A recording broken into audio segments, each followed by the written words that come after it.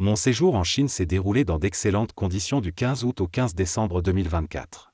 Partout où nous avons été dans ce pays, nous avons été chaleureusement accueillis par la population chinoise.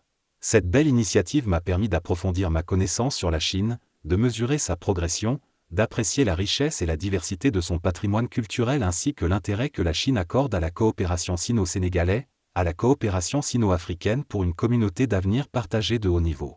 Cette immersion en terre chinoise a été marquée par l'apprentissage de la langue chinoise, de la calligraphie, des visites des sites historiques et touristiques, des expositions commerciales, etc. Nous avons eu l'opportunité de visiter beaucoup de sites historiques et touristiques dans la capitale chinoise, Beijing. Il s'agit, entre autres, de la Grande Muraille, du musée de Parti communiste chinois, PCC, de la Cité interdite, du musée Grand Canal, etc. Nous avons pu assister à de nombreuses expositions culturelles ou commerciales. À travers ces représentations, la Chine retrace son histoire, son identité et la bravoure de ses anciens. La Grande Muraille de Chine est le symbole le plus représentatif de la Chine, l'une des 7 merveilles du monde.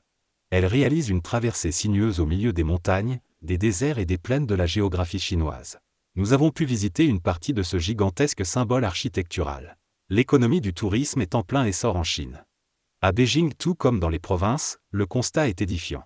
Le tourisme est en marche. Au-delà du tourisme local, de nombreux étrangers visitent la Chine car ce pays dispose d'autres immenses merveilles du monde, dont les statues de soldats et de chevaux en terre cuite, découvertes en 1974, à Lintong, à Xi'an. Elles sont considérées comme la 8e merveille du monde, l'une des grandes découvertes de l'archéologie du XXe siècle et le symbole spirituel de la civilisation chinoise. Du 2 au 8 novembre 2024, nous avons séjourné à Shanghai, ville située dans l'est de la Chine. Au cours de ce séjour, nous avons visité Shanghai Tower, véritable attraction touristique.